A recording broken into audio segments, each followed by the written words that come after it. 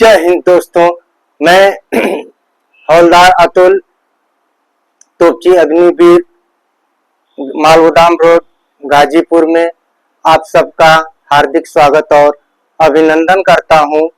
मैं आज एक ऐसा टॉपिक लेकर के आया हूं जिस टॉपिक को बहुत हम आसानी से सीख सकते हैं। तो हम इस टॉपिक को लेकर के आ रहे हैं और आज हम बात करने जा रहे हैं जो हमारे सिख धर्म है उनके 10 गुरु। और उनके 10 गुरु कौन कौन है इनको हम ठीक से समझने की कोशिश करेंगे, जो कि आज तक हर एक अग्निवीर की परीक्षाओं में लगभग गुरु से एक आध क्वेश्चन बनते हैं। इसलिए मैं चाहता हूं कि इसको एक ट्रिकी माध्यम से अच्छी तरह से इसको सीखा जाए। तो लीजिए, आज हम बात करते हैं सिखों के 10 गुरु, यानी कि सिख धर्म के 10 गुरु का नाम। क्या हम याद करेंगे आज? सिख धर्म के 10 गुरु का नाम। और इसका ट्रिक हम क्या खोजेंगे? हम खोजेंगे नारा हर हर हर ते गोविंद। क्या याद करेंगे हम? इसका ट्रिक क्या होगा बाबू? इसका ट्रिक होगा नारा हर हर ते गोविंद। क्या होगा? नारा हर हर ते गोविंद। बातें आ गई समझ में? ओके, तो फिर एक बार से ध्यान दीजिए कि नारा आखिर हम लिखेंगे कैसे। तो नारा लिखने के लिए हम क्या करेंगे? एन लिखेंगे, फिर डबल ए लिखेंगे, फिर आर लिखेंगे और फिर ए लिखेंगे। इस नारा शब्द में शुरू के जो हमारे 5 गुरु हैं वो सिमट जाएंगे। इसके बाद आता है हर हर हर ते गोविंद, और ये 5 हो जाएंगे। यानी कहने का मतलब मेरा ये है कि सिख धर्म में अगर कोई हुआ है तो केवल 10 गुरु हुए हैं, और 11वां गुरु गुरु ग्रंथ साहब को सिख धर्म अपना पूर्ण रूप से मानता है। तो आज हम बात करेंगे इन्हीं सिख गुरु को ट्रिक से समझने का। तो ट्रिक से अगर हम देखेंगे तो एन, यानी कि एन मीन्स क्या होगा? जो पहले गुरु होंगे उनका नाम होगा गुरु नानक देव। क्या नाम होगा बाबू? तो इनका नाम होगा गुरु नानक देव। इसके बाद हम दूसरा देखते हैं। यहाँ पर ए है तो यहाँ पे भी क्या है? दूसरा ए है। तो दूसरा जो गुरु होंगे वो गुरु होंगे गुरु अंगद देव। कौन होंगे बाबू? तो गुरु अंगद देव। क्लियर है यहाँ तक बातें? Very good. तीसरा कौन होंगे? तो तीसरा हम देखते हैं, फिर यहाँ पर ए है तो इस ए की माध्यम से फिर यहाँ पर ए आया है। ए मीन्स क्या होगा? गुरु अमर देव। क्या नाम है? गुरु अमर देव। इसके बाद में हम याद करेंगे चौथा यानी कि आर, और आर मीन्स क्या होगा? राम, यानी कि जो चौथा होंगे गुरु रामदास होंगे। क्लियर है? यहाँ तक बातें समझ में आप लोगों को आ रही है?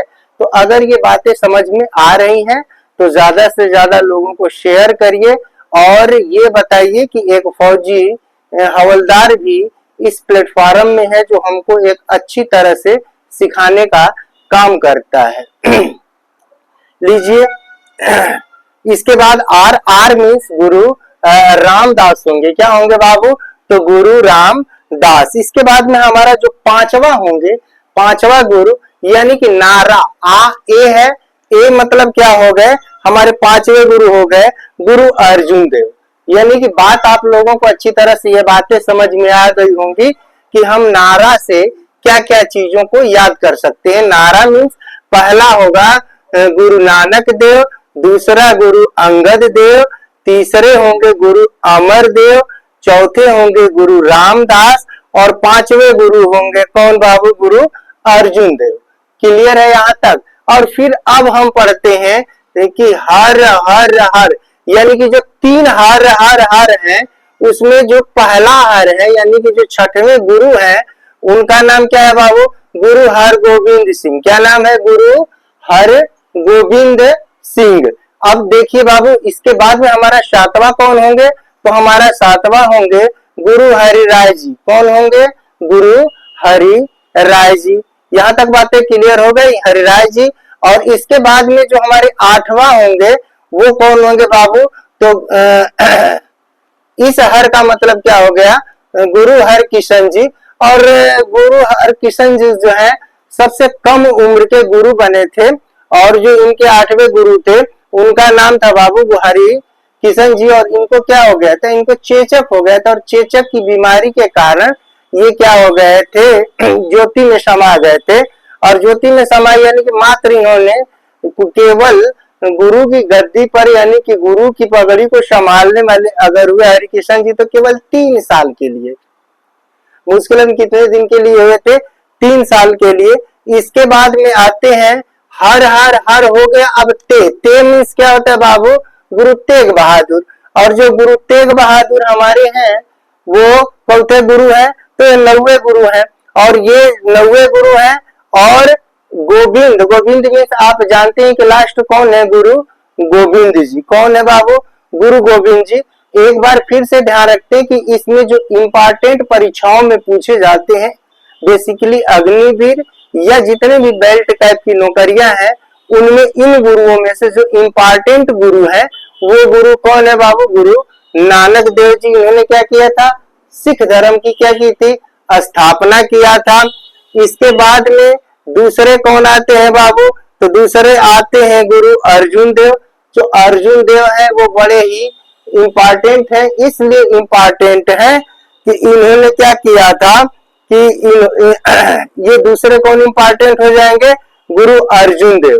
इसके बाद में अब हम बात करते हैं तीसरे कौन होंगे, तो गुरु तेग बहादुर सिंह, तेग बहादुर। और लास्ट कौन होंगे, तो गुरु गोविंद सिंह जी, गुरु गोविंद सिंह जी।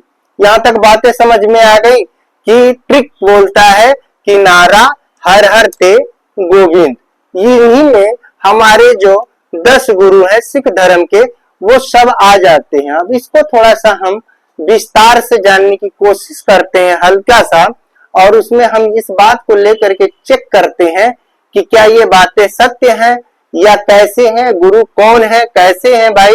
तो देखिए गुरु नानक देव का जो जन्म हुआ था वो 15 अप्रैल 1669 ईस्वी में हुआ था। और जगह कौन सा था, तो जगह था बाबू तलवंडी। और जो तलवंडी आज की डेट में बंटवारा के बाद में कहा चला गया बाबू, पाकिस्तान में। इनके पिता का नाम है बाबू मेहता कालू। क्या नाम है, इनके पिता का नाम है मेहता कालू और माता का नाम है तृप्ता देवी। माता का क्या नाम है, तो तृप्ता देवी। पत्नी का क्या नाम है, पत्नी सुलक्षणी देवी है।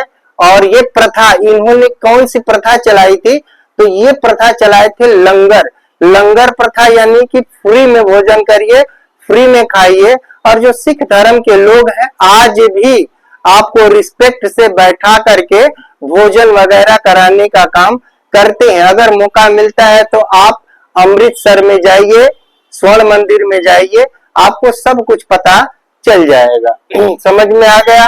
चलिए अब हम बात करते हैं इसके बाद में इनकी जो मृत्यु हुई थी उनकी 1539 ईस्वी में क्या हो गई थी, इनकी मृत्यु हो गई थी। और इनकी मृत्यु के बाद जो इनका शिष्य बना था उस शिष्य का नाम था भाई लहना। क्या नाम है भाई, भाई लहना। बातें क्लियर है आप लोगों को, आ रही है ना समझ में। तो ये भाई कौन होंगे, भाई लहना। और ये भाई लहना क्या बन जाएगा बाबू, तो ये दूसरे गुरु बनेंगे और उस गुरु का नाम क्या होगा, अंगद देव। जो अंगद देव होंगे वो 1539 से 1552 तक ये क्या करेंगे, गुरु की गद्दी पर विराजमान रहेंगे। और ये जो किसके काल में आएंगे, तो ये बाबू अगर इनको देखा जाए तो गुरु नानक देव किसके काल में चल रहे थे, तो ये बाबर के समकालीन थे, बाबर के अंदर थे। क्योंकि दिल्ली में राज किसका चल रहा था, तो दिल्ली में राज चल रहा था उस समय किसका, मुगल सल्तनत के बाबर का। बातें आ रही हैं समझ में। उसके बाद में एक बाबर के लड़के होते हैं हिमायू, और हिमायू के समय में कौन आते हैं, गुरु अंगद देव दूसरे गुरु होते हैं। और इन्होंने लंगर प्रथा को क्या कर दिया, एकदम अस्थायी कर दिया कि अब के बाद ये लंगर प्रथा क्या होगा, कभी टूटेगा नहीं। क्या होगा भाई, कभी ये टूटेगा नहीं। और लंगर प्रथा आज भी विराजमान है। गुरुद्वारों में आप जाइए, लंगर प्रथा खाइए, मजा लीजिए जिंदगी का, ठीक है। चलिए इसके बाद में इन्होंने एक काम और किया था, गुरुमुखी लिपि है जो हमारे पंजाब में जो लिखी है, लिपि है ना पंजाबी, वो गुरुमुखी लिपि है। और जैसे हमारी जो लिपि है वो कौन सी है, देवनागरी लिपि है। उसी तरह से पंजाब की कौन सी है, पंजाब की कौन से भी है, तो गुरु लिपि है और गुरुमुखी लिपि है। और इस लिपि का आविष्कार कौन करते हैं बाबू? गुरु अंगद देव करेंगे, ठीक ना। इसके बाद में जो नेक्स्ट गुरु होंगे, जो तीसरे गुरु होंगे, तीसरे गुरु का नाम होगा गुरु अमर देव जी। और ये अमर देव जी 1552 से 1574 तक क्या करेंगे? गुरु की गद्दी पे विराजमान रहेंगे। और इसके बाद में इनकी काम क्या होगा? एक गोदईवाल जगह है, इसमें इन्होंने क्या किया था? 84 सीढ़ी वाला एक तीर्थ स्थल, यानी कि जो पहला अगर देखा जाए तो इसको क्या बोलते हैं? पहला तीर्थ स्थल भी होगा। और इस जगह को क्या बोलते हैं? बावली साहब के नाम से। इसको किसके नाम से जाना जाता है? बावली साहब के नाम से जाना जाता है। और इन्होंने तीसरा काम किया था, जो सिख धर्म में है, उन सिख धर्म में क्या करेंगे ये? तो ये शादी विवाह का एक कारज निकाले थे और इसको आनंद कारज बोलते हैं। क्या बोलेंगे? आनंद कारज बोलते हैं। और इस कारज में क्या होता है? लड़के और लड़कियों की क्या होगी? इसमें शादी होगी, ठीक है। इसके बाद गुरु रामदास करेंगे क्या? गुरु रामदास जो है बीबी भानी है। और गुरु रामदास किसके जमाने में आएंगे? अकबर के जमाने में। और बीबी भानी जो है ये अकबर है, हमारे अकबर ने इनको 500 बीघा जमीन दिया था। कहाँ? अमृतसर में। और इस अमृतसर में क्या किया था? दिया था तो इन्होंने क्या किया? इन्होंने उसी में क्या एक सरोवर को खुदवाया था। क्या करेंगे? एक सरोवर खुदवाएंगे और उस सरोवर को क्या बोलते हैं? अमृत सरोवर बोलते हैं। ये अमृतसर में है।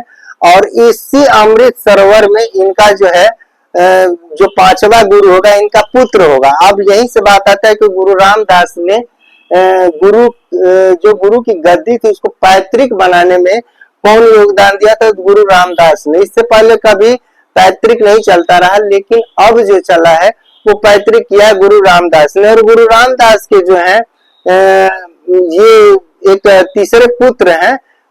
तीसरे पुत्र गुरु अर्जुन देव हैं। और अर्जुन देव ने क्या कर दिया? तो अर्जुन देव इनके पुत्र हैं। और ये कौन होंगे? अर्जुन देव पांचवे गुरु होंगे। और पांचवे गुरु होंगे तो उस समय क्या हो रहा होगा कि खुर्रम विरोध कर रहे होंगे। किसके?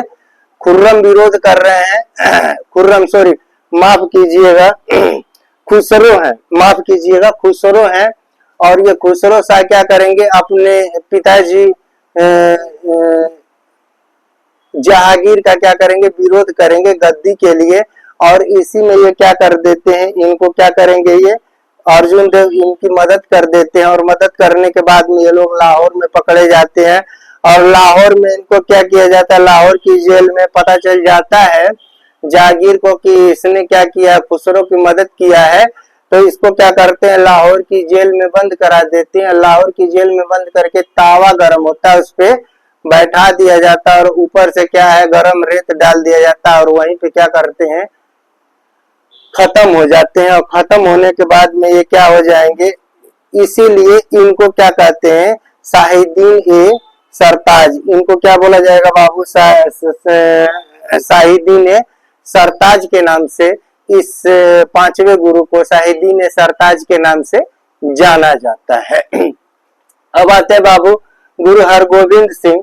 इन्होंने जो राज किया था 1606 से 1645 तक इन्होंने क्या किया है? ये राज किया है।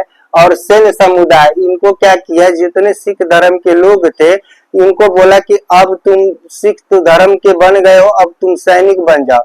तो इनको सबको सैन्य बनाने में और सबसे बड़ा लड़ाक तैयार करने में सिखों को अगर कोई गुरु है तो इनके छठवें गुरु है गुरु हरगोविंद सिंह। इन्होंने क्या किया था? इसके बाद में इन्होंने अमृतसर से दो गुरु निकल गए थे। तीसरे गुरु ये इन्होंने क्या करेंगे कि उसकी किलाबंदी करा देंगे पूरा, कि भैया उस पर कोई आक्रमण न करे। अगर आक्रमण करे तो हमको पता चल जाए। इन्होंने इसके बाद में बोल दिया कि भैया आज के बाद में हम तलवार लेंगे, क्योंकि अब हम लड़ाक हो चुके हैं। तो इनके जो कमर में होती थी दो तलवार कमर में बांधते थे। एक तलवार का नाम था मीरी और एक का नाम था पीरी। दो तलवार थी जिस तलवार को ये अपने कमर में बांधते थे। और इन्होंने सिख धर्म में कोई कारज हो तो उसमें नगाड़ा बजवाने का प्रथा अगर कोई लाया था, आज भी नगाड़ा बजता है। तो ये कहाँ से आया था? तो ये गुरु हरगोविंद सिंह ने नगाड़े का काम किया था। इसके बाद में आते हैं गुरु हरिराय जी, और हरिराय जी के बारे में कोई ज्यादा कुछ नहीं है, क्योंकि इन्होंने केवल एक ही काम किया था, दारा शिकोह है, और जो दारा शिकोह को क्या दिया था, थोड़ा सा आशीर्वाद दिया था, और दारा शिकोह को ये आशीर्वाद दिए थे, और आशीर्वाद देने के बाद में इसके बाद में आते हैं हरिकिशन जी, और हरिकिशन जी चूंकि हम पहले भी बता चुके हैं कि ये कम उम्र के गुरु हुए थे, और कम उम्र चेचक होने की वजह से इनकी क्या हो गई थी, मृत्यु हो गई थी। लेकिन अब आते हैं औरंगजेब, ये भी औरंगजेब के समय रहते हैं, और ये गुरु तेग बहादुर भी क्या होंगे, औरंगजेब के समय में रहेंगे, और इनकी इतनी पावरफुल सेना तैयार हो जाएगी। ये देन किसकी है, तो गुरु हरगोविंद सिंह की ये किसकी देन है, तो गुरु हरगोविंद सिंह की देन। और सेना तैयार होने के बाद में पूरा क्या है, मुगल सल्तनत से टक्कर लेने के लिए तैयार भी हो जाते हैं गुरु तेग बहादुर। लेकिन तेग बहादुर के सामने एक समस्या आ जाती है कि दिल्ली का सल्तनत औरंगजेब ये कहते हैं कि भाई आप लोग जो भी कश्मीर के पंडित हैं उनको बोलते हैं कि भाई आप लोग ऐसा करो कि आप लोग क्या करो कि अगर सही जिंदगी जीना है तो मुस्लिम में क्या हो जाओ, कन्वर्ट हो जाओ। लेकिन वो कन्वर्ट नहीं होते, वो भागते भागते किसके पास आएंगे, तो अपने गुरु के पास आएंगे, तेग बहादुर के पास आएंगे। और तेग बहादुर के पास आएंगे तो इनका एक लड़का होगा गुरु गोविंद, जो लास्ट का गुरु बनेगा। वो कहते हैं, गुरु गोविंद जी कहते हैं कि भाई आप लोग जाकर के बता दो दिल्ली में औरंगजेब को कि हम नहीं, हम तभी कबूल करेंगे या हम जब तभी मुस्लिम धर्म को अपनाएंगे जब हमारा गुरु मुस्लिम धर्म को अपना लेगा। ठीक है, तो जैसे ही ये बात ज्यादा उस्काने के बाद गुरु गोविंद सिंह के बाद में ये तेग बहादुर मान जाते हैं इन बात को, और जा करके कहते हैं, और उनको बुला लिया जाता है, गिरफ्तार करा दिया जाता है। और कराने के बाद इनकी गर्दन को क्या किया जाएगा, कलम कर दिया जाता है। और कलम करने के बाद में गुरु तेग बहादुर को कहाँ कलम किया जाता है बाबू, चांदनी चौक में है। और दिल्ली का चांदनी चौक बहुत ही मशहूर है, और चांदनी चौक के पास में क्या किया जाएगा, इनके गर्दन को कलम कर दिया जाएगा। और वहीं पे एक मशहूर गुरुद्वारा है जिसको हम शीशगंज गुरुद्वारा कहते हैं। अगर कभी आपको दिल्ली वगैरह जाने का मौका मिले तो आप एक बार जरूर लंगर में जा करके वहां भोजन करिए, आप तृप्त हो सकते हैं। चलिए इसके बाद में हम देखते हैं गुरु गोविंद सिंह। और गुरु गोविंद सिंह ने क्या किया था, गुरु गोविंद सिंह ने बोला कि आज के बाद में जो हमारे सिख धर्म के लोग होंगे वो 5 क यानी कि 5 क चीजों को क्या करेंगे, वो धारण करेंगे। वो उसको क्या बोलते हैं, कंकार बोलते हैं। 5 कंकार, 5 कंकार मीन्स क्या होगा, एक तो कंघा होगा, और कंघा किसमें जरूरत पड़ेगी, तो केस में, तो एक केस हो जाएगा। एक क्या होगा, कृपाल होगा, क्या होगा, कृपाल होगा। इसके बाद में एक क्या होगा, ये कड़ा होगा, क्या होगा, ये कड़ा। जो सिख धर्म के ओरिजिनल सिख होंगे, चाहे कैसे भी सिख होंगे, वो क्या करते हैं, कड़ा पहन के रखते हैं। किस लिए कड़ा पहनते हैं, ये किसकी देन है, गुरु गोविंद सिंह की।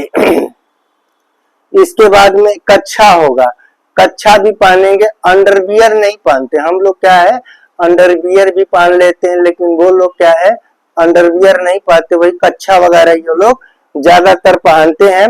और इसके बाद से, उसी दिन के बाद से जो सिख है, वो सिख में चाहे वो कैसा भी सिख हो, वो अपने नाम के पीछे क्या लगाएगा, सिंह लगाएगा। जैसे कोई भी हरभजन सिंह, अजीत सिंह, इस तरह के जो नामी है उसके पीछे क्या लगा देते हैं, वो सिंह लगाते हैं। और जो लड़की होगी, देखिए यहाँ पे देवी देवी शब्द भी कहीं कहीं आए थे, तृप्ता देवी। यहाँ पे देखिए तृप्ता देवी है ना, जो इनके जो संस्थापक हैं गुरु नानक देव, तृप्ता देवी हैं। लेकिन अब के बाद में यहाँ पे क्या हो जाएगा, लड़की हो गया, औरत होगी, उसके नाम के पीछे क्या हो जाएगा, कौर हो जाएगा। क्या होगा, कौर होगा।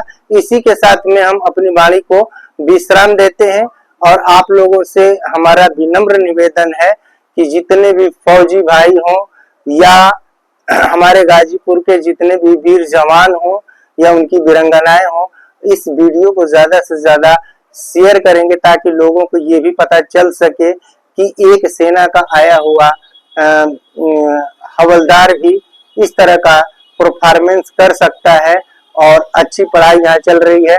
और ये हमारी एकेडमी मालगोदाम रोड गाजीपुर में है और यहाँ पे अच्छी सिखलाई है, फिजिकल की भी सुविधाएं हैं पूरी। इसके बाद में रिटेन की टीचर यहाँ पे स्टैंडर्ड हैं और आज अभी मैं भूगोल और इतिहास को लेकर के चल रहा हूँ। जय हिंद, जय भारत। इसी के साथ मैं अपनी वाणी को विश्राम देता हूँ। जय हिंद, जय भारत।